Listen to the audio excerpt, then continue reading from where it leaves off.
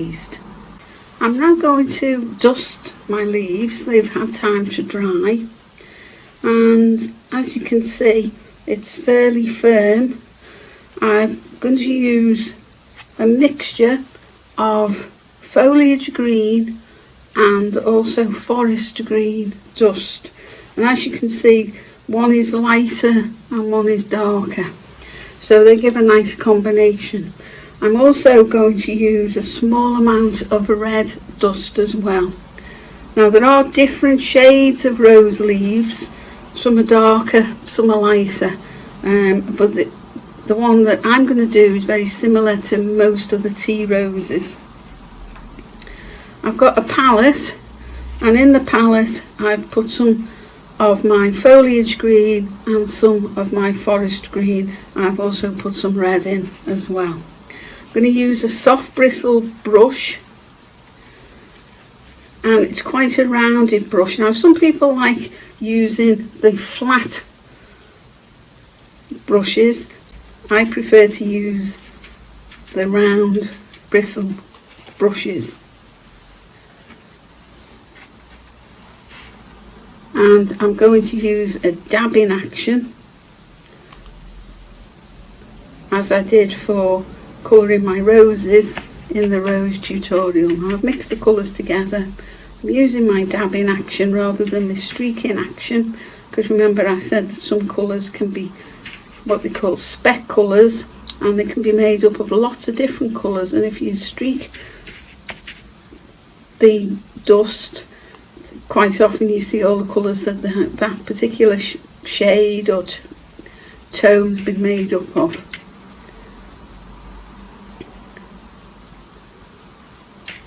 I'm not doing the underneath side. I deliberately want that to be lighter, because if you look at leaves, as I've said previously, they're lighter in colour underneath than they are on the top. And then I'm just going to put a tiny bit of red into the green, and I'm just going to dust a little bit onto the top. And then I'm going to put that to one side.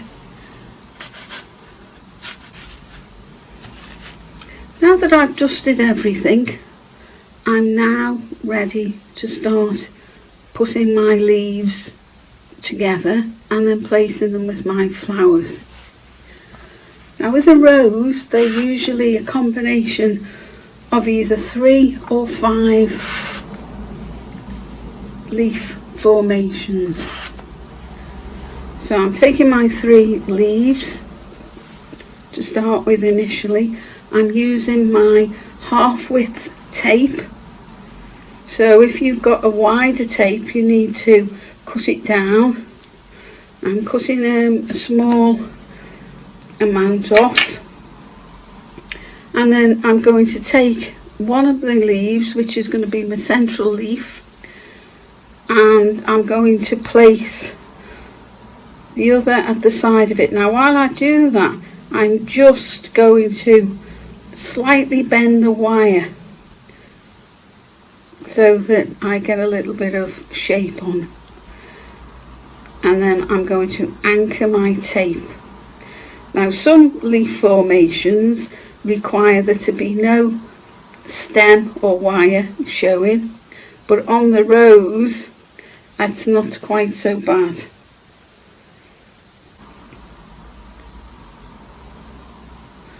So I'm placing 2 of my leaves together and using my half width tape, I'm going to twist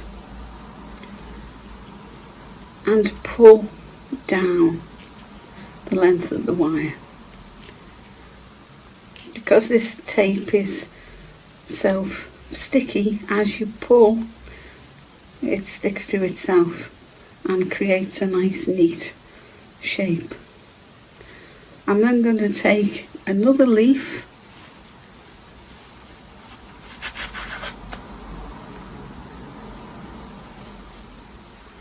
and I'm going to place that to the side of the second leaf. Again, I'm not pulling the leaf, I'm pulling the wire into shape.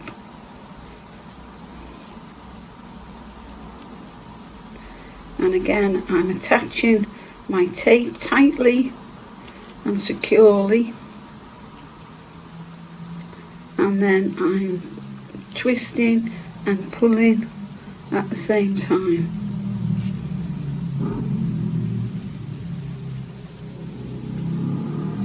Now I could, if I wanted to, add another 2 leaves to that to make a 5-leaf formation, and I would do that in exactly the same way.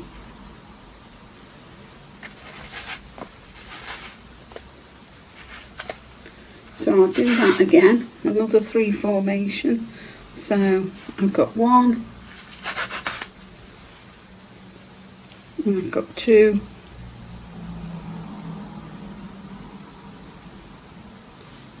as you can see, that's tipped with a little bit of red, and then I've got my 3rd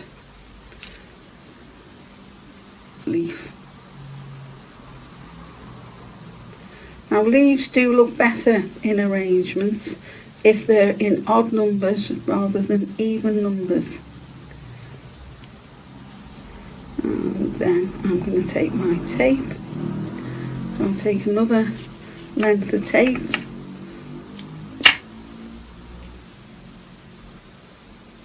and attach the tape to the central wire. Press firmly when you start. And you notice that I am leaving some wire showing beneath the leaf before I start the tape, and this gives a natural effect of a natural stem.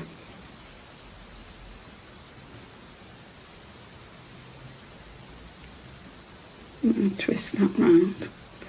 Again, try not to, if you can, touch the leaves too much, because number one, you don't want to take off the dust, but the second thing is you don't want to break the leaf either. Okay, so now we've got another 3 formation, and then I can place that into my oasis over here.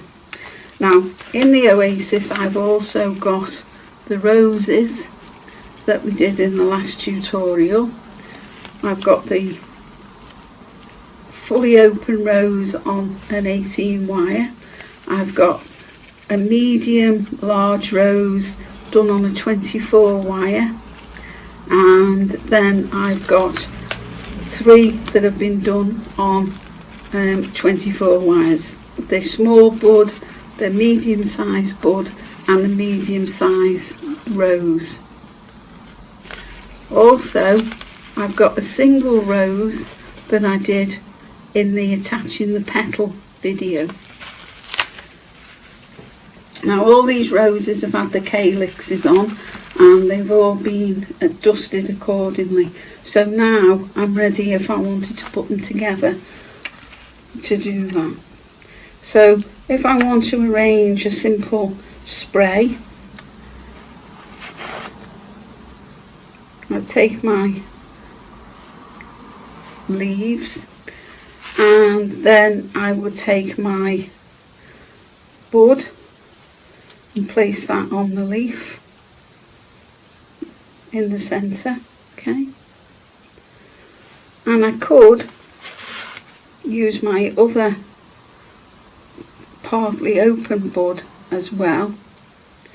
I have to straighten my wires because these have been bent out of shape slightly. And don't spread things out too much. You need to be quite close together to give a fullness and to give an authentic look. And then I'm going to take my flower tape and I'm going to secure it onto my central stem, because I'll refer to the leaf stem as the central stem now, and I'm twisting and going down to the bottom. Now every time you put more tape on, you make that stem thicker. And again, I can move these flowers around. Now ideally, it's best to move them by the wire rather than the flower, because the flower is more fragile and more prone to breaking. And then if I wanted to put my medium rose in, I could attach that to the central wire. Again, bend it forward, anchor the tape well, and then twist. I do have to be careful when you're doing this. They're secure on the wires, otherwise they'll fly off. So that's why they need to be fairly firmly dry. And also that you don't knock them onto your surface. So quite often it's a good idea to have a soft cloth or to have a piece of sponge in which to arrange your flowers over. Then move your flower back. Okay. Now I'm just going to put one of the larger flowers in, just so that you can see. Now I could, at this point, add more leaves, okay, and then add more flowers. But for this case, this sample, I'm just going to have the 3 leaves, and I'm just going to add this additional flower. Now I need to bend this quite firmly because this is the rose that was done on the 18 wire, and so the wire is very, very strong.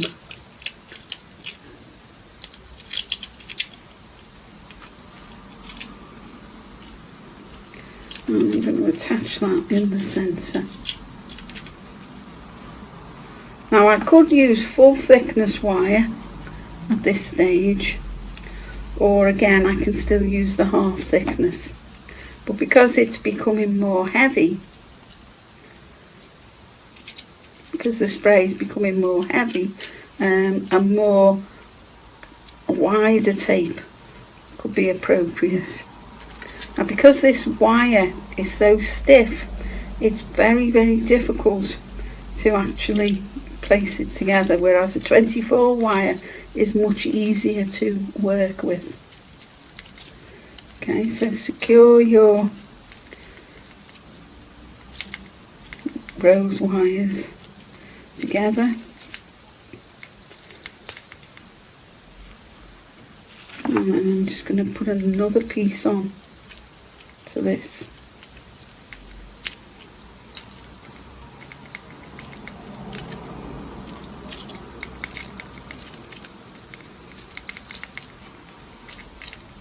I'm going to manoeuvre that around again.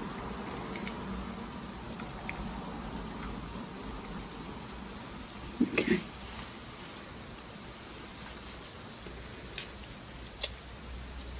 Now I could keep adding more roses, but ideally if I was adding any more roses I would need to put more leaves in.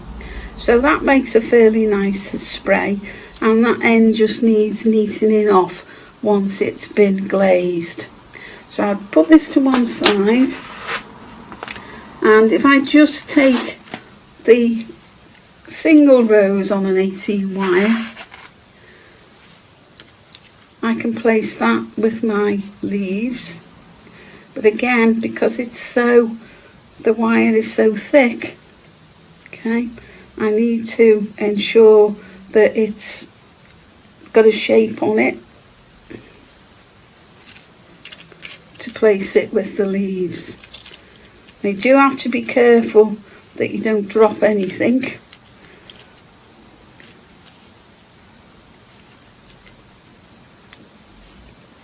And then I would wire that, or tape that in. You can put wire to wire heavy flowers and then tape over them. So you can secure them with a wire and then put your tape over.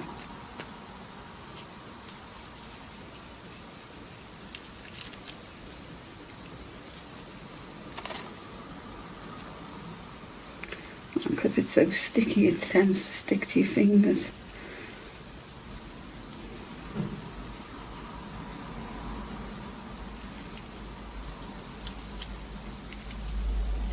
Now you don't want the flower to be too close to the leaves, because then it doesn't give a natural formation.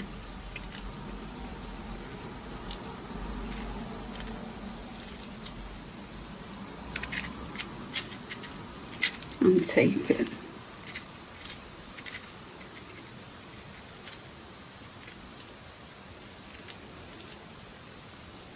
Now you'll need wire cutters to actually cut the wire off to neaten the edge of the spray. So you can use professional wire cutters, or for florists, or for cake decorating, for sugarcraft, or you can use a pair of pliers. I wouldn't recommend you using scissors, because the scissors tend to go blunt and they're not any use for anything else. Okay, so there's our single rose spray. Now I'm going to glaze these now with steam, and you can use a kettle, or you can use a pan of water, or you can use a steamer, okay, which is what I'm going to use now.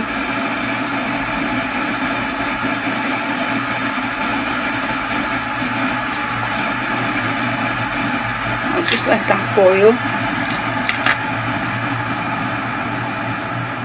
till the steam comes out, and then I'm going to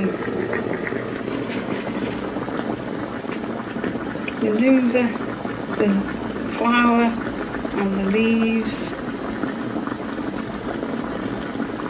Now the steam may go off on the steamer, but then it will regenerate, and that will give a nice glaze. Okay, so it looks very, very shiny at the moment. I'm then going to take the other spray. Let's place that down for a moment. I'm going to take this out.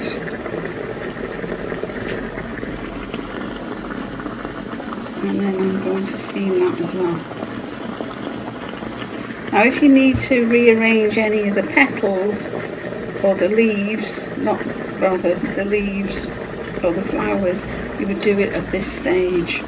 Now if you don't leave long enough between drying and making of your leaves and flowers, then when you come to wire them together or to steam them, you're more likely to get breakages. Now when these set, they will dry with a slight sheen to them. And if you want a really high glaze, then you can use a confectioner's varnish, or you can re-steam them, so you're giving them a double steam.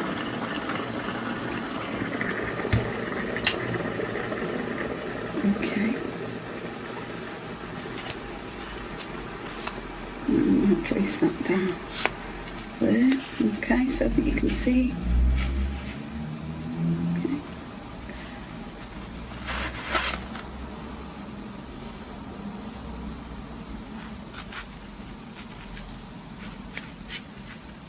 There. I do need to allow them to dry, and as I say, you can give them a double steam, or you can just have the one steam. If you want a light glaze,